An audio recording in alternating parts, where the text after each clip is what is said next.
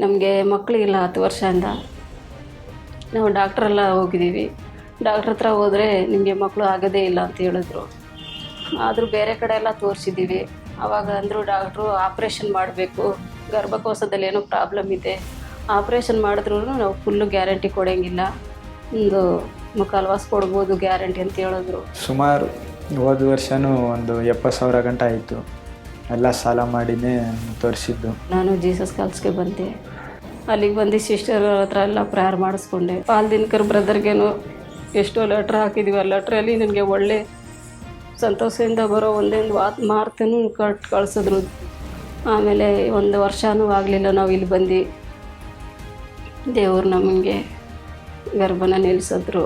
ಇದೇ ನಮ್ಮ ಮಗು ಹೆಸರು ಕೀರ್ತನ ಅಂತ ಇಕ್ಕಿದ್ದೀವಿ. ದೇವ್ರ ನಾಮಕ್ಕೆ ಸ್ತೋತ್ರವಾಗಲಿ.